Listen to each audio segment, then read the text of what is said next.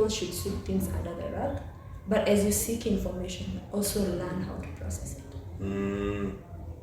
What's the way you process things for you? Have conversations. Have conversations. Yes, have conversation. Let's say like femicide, when you realize you went through sexual harassment, so have conversation within your safe space, or even within whoever. It doesn't have to be many people.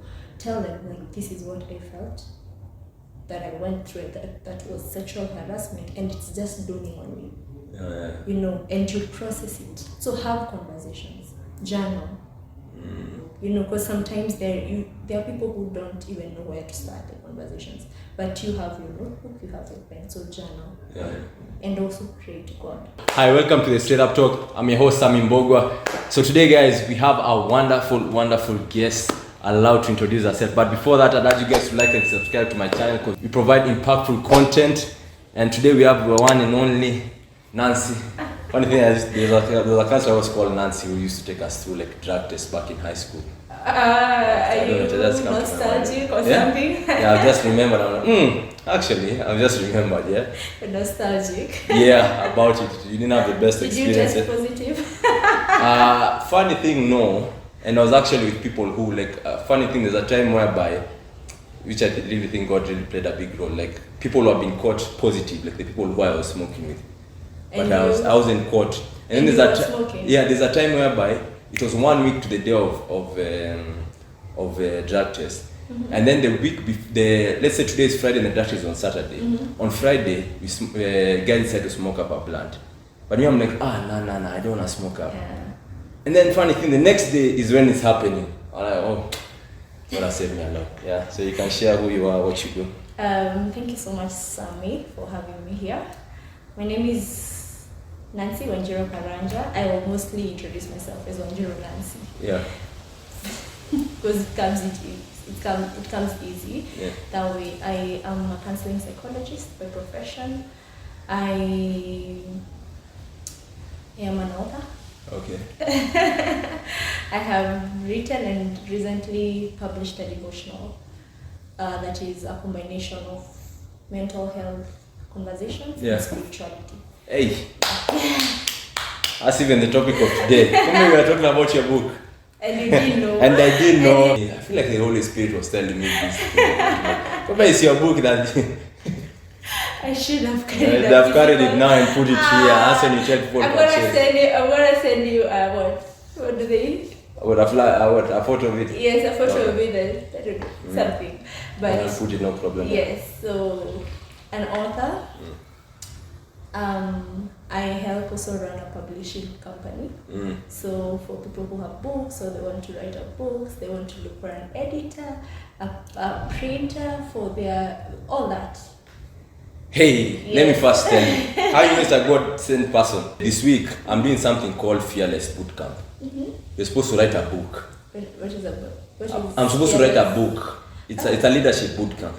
I didn't know how to start about it, but I'm glad to see. And anyone who's doing Fearless, guys, we found someone. I'll be glad to help you and guide you through it. So that is also what I do. The other thing that I do, I also am part of the people, what do I say? Entrusted by God to help lead and build up a healthy Christian community. So I am part of the leadership at Bethel House of Prayer Church. It is located at Long Green Spot area, Ruiru bypass. So yeah, that is part of also what I do. And also I'm a master's student. A master? Yes, I like education. So I decided, well, let me pursue what it's about. So and where I can fall into that whole sector. So I am a first year master's student at Strathmore University. At Strathmore? Yes. Yeah, taking educational management. Educational management. Yes. So yeah, it's about policies, how we can build up a structure or environments within our schools where students can get the most out of it. So yeah. Well, that's beautiful. First of all, I feel so bad for what? For any man who is trying to get you and is a joker. That crazy, man. Why? It's just too much.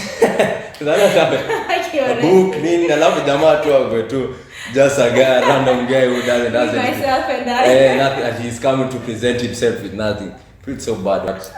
Why are you assuming he's not there? Is it that He's- obvious yes. I'm single? I think so. Aki hapana. And am I right? Is it that obvious? Am I right? Trust me. Are you right to watch? Am I right that you actually you're single? Yeah. Yes, and I am single. Part of the It's introduction. a bit, yeah. Honestly, it's that obvious. It might be. So what made you decide to do counseling for you? One, I wanted to enjoy campus, so I was not going to do anything hard in campus. Okay. Nothing.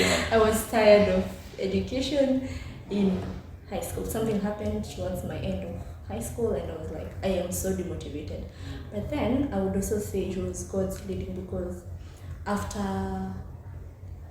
high school, I joined these church programs that they prepare high schoolers for, real world. For ministry. for real world.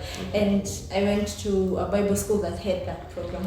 I wasn't studying to be a pastor, but it was a program for Form 4 leavers.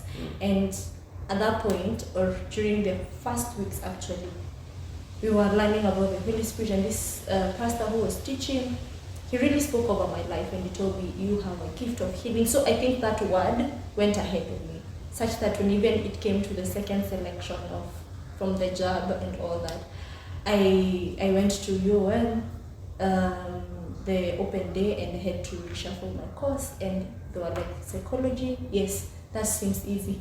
Communication, that seems easy. Sociology, that sounds easy, but let's see how it goes. So that's really how I ended up in counseling, because now at second year I already had decided of all the three sub courses, I think I'm more passionate about psychology and people and all that.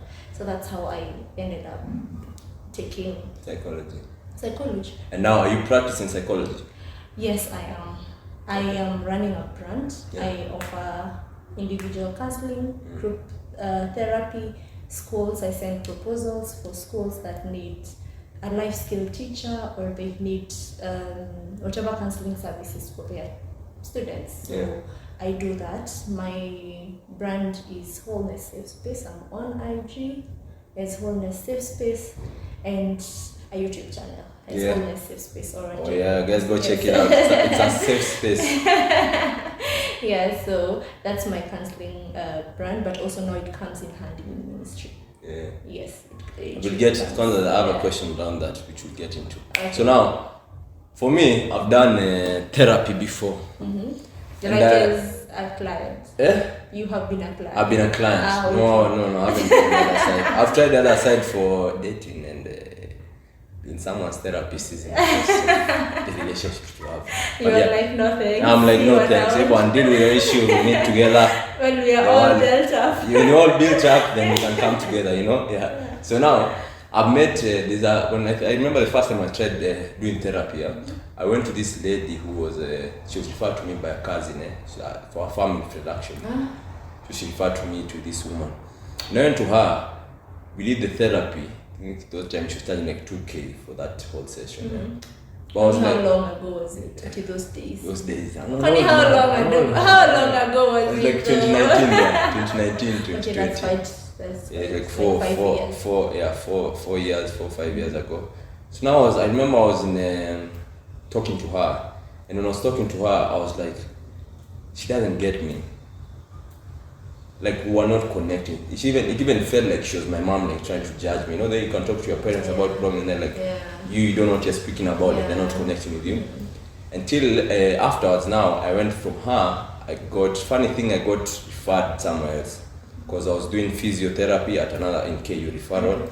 So KU referral has their own medical place, which I'm not trying to advertise them, but they have their own mental health place. No problem. So they have their own mental health suit, and I decided just to go and ask questions about it. And funny thing, I got someone who worked with me well, and she's connected. I worked with her like for an year. We did therapy. started with each and every week. We did it 2 times a week, 1 time a month, Ah, 3 nice. times in 1 time in 3 months, like that. It's spread until Yeah. till I was okay to walk by myself.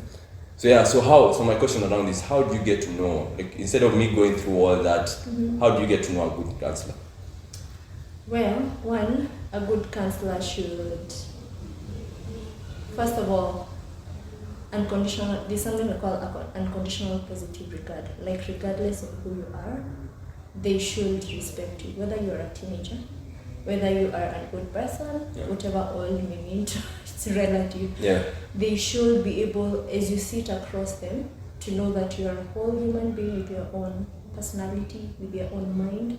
With, you see, even if you're coming to them, maybe, for the worst cases, whatever worst case to someone is, there should be that respect. And if on their side they can't offer that, they should be willing to refer you. So, yes, like if someone comes and let's say they have been a rapist, and I feel, well, I don't think I'm going to be of help to you. Instead of stringing you along, what I should do immediately is refer you. So one, positive regard, they should be able to listen to you. You should feel listened to. Okay. You see, and attended to. And also, it's not an advice session.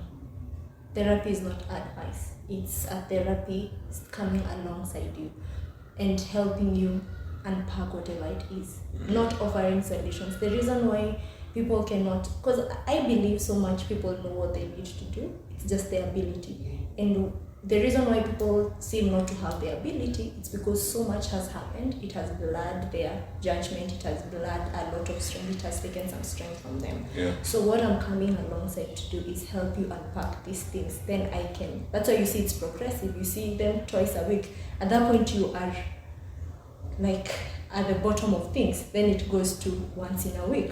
You see, because now you're beginning to unpack, you're beginning to see the light, you're beginning to make judgments easier, you see. Then it's once in 3 months just to check in, how are you? And then you are now independent and you're equipped with the right tools. So that is it. Me coming alongside my client, helping them with tools that will help them cope with whatever it is. Because even it's not just about what has happened or what is happening.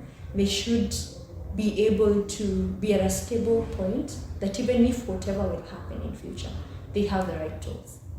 You get? So it's not an advice sort of thing. Like you're saying, you felt like you were sitting with your mom. And then the goodness I liked about the second one is that she even used to tell me, like, if you feel like I'm not really helping you, like, you can get another one. And there should be that openness and security from a counselor or a therapist to tell you, so this is what I tell my clients. You have this one session to judge for yourself. The first initial session, if I'm the best person to tell you. And it's okay if you feel I'm not. You get? Because I think also we are held on a high pedestal than other. Like if you have a mechanic, akienda akose shida, do you go to another one, right? Without judging him. So you find like we are judged so much for not being the one who could help you. For some reason, I feel the judgment is so much on a therapist. Maybe we have brought that on ourselves, but just like you get second opinions from doctors.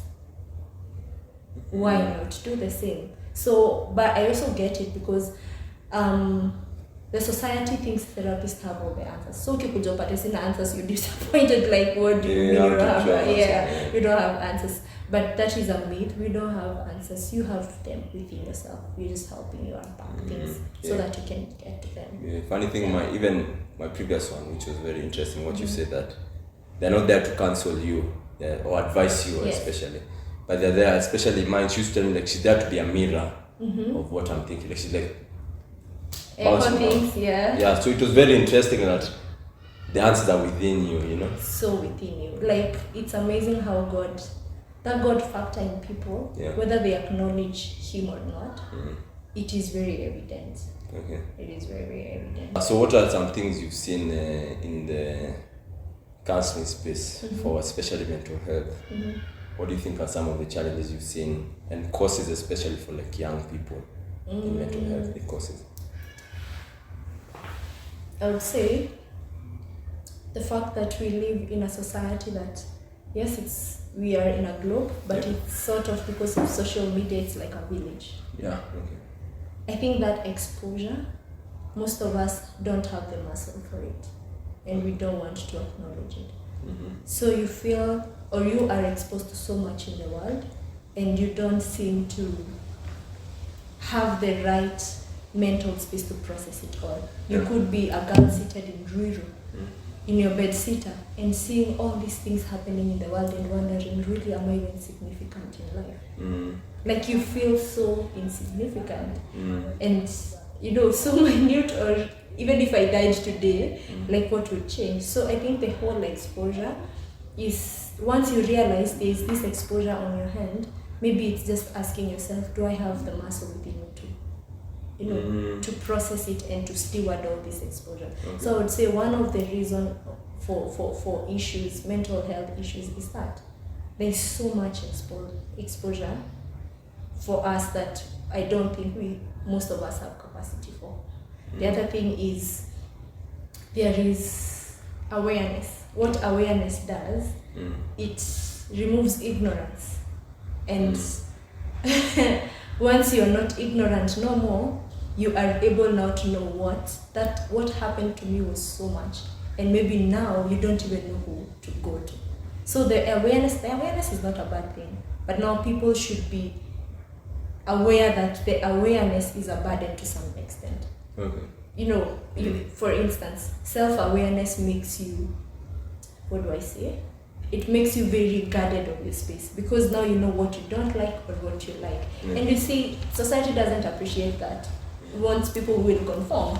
So you have to, if you're self-aware, one of the things you have to make peace with, there is a lonely kind of life you have to live. You get? So it's the whole information around. You can even self-diagnose yourself. This is what I'm feeling, so I'm anxious. And then when you're anxious, you don't know exactly what to do. When you look at, for example, yesterday I was in a conversation about femicide and all that, and you could see before the conversation, people were saying, I have not gone and through sexual harassment. But then when sexual harassment is demystified, you realize, that was sexual harassment. People were like silent in the room, and you could see and feel the intensity. So that person has felt all that intensity because of the information and the awareness. But how do they process it? So it leaves you more depressed. You're like, should I have not known that this was that? So I think even the information, the availability of information, I would say, as you're seeking information, also, I'm not saying people should sweep things under the rug, but as you seek information, also learn how to process it. What's a way you process things for you? Have conversations. Have conversations? Yes, have conversation. Let's say like femicide, when you realize you went through sexual harassment, so have conversation within your safe space, or even within whoever. It doesn't have to be many people. Tell them, like, this is what I felt, that I went through, that was sexual harassment, and it's just dawning on me. And you process it. So have conversations, journal. Because sometimes there are people who don't even know where to start the conversations. But you have your notebook, you have your pen, so journal. And also pray to God. Honestly, I tell people, I'm not trying to give you a God idea that you don't want, but I don't think we are meant to do this life alone. It's too vast. God has to be at the center of things. It's too vast. So the first step, I would say, have conversations. That is how you process information. Did I get this right? And if I got this right, what should I do? Especially I like the one that you said, put in prayer first also.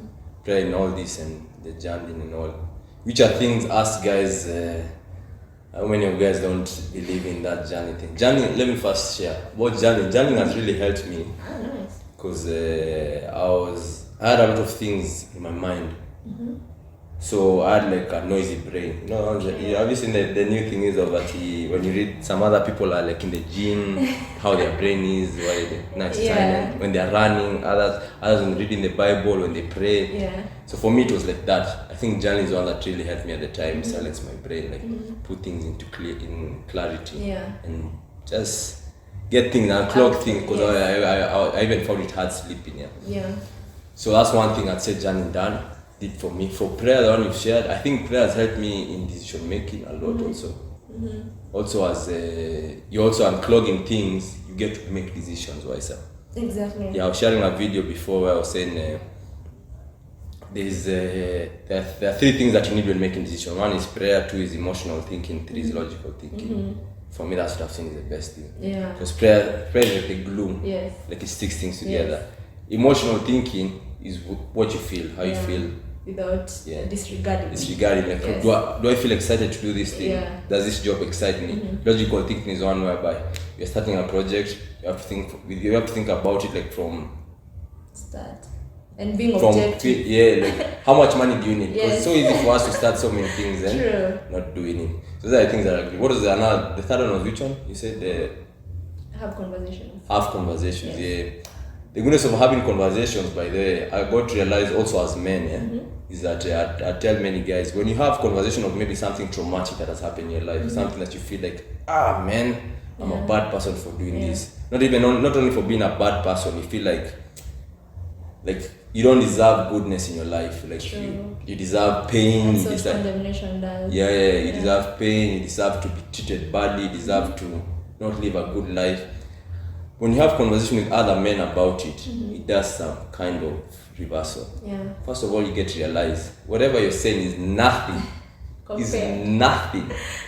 First of all, people take it, because I remember that time I shared something where I was like, I think people will judge me funny. But people will funny think they take it like, okay, you said it. But you in your head, it's become such a big, like over years, you've been having that thought of what you did. You've always thought that's such an evil thing. Yeah.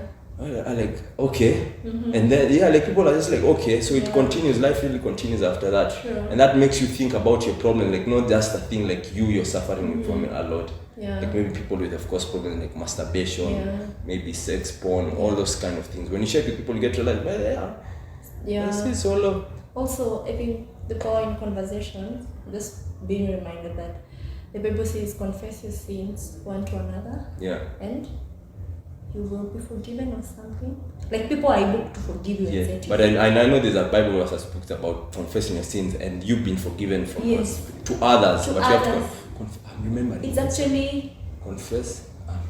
But I know it's I agree with you here. It's not even to God, one to another. Others, yes. So people who are born again in the family of God have the ability to set you free from things. Yeah, true.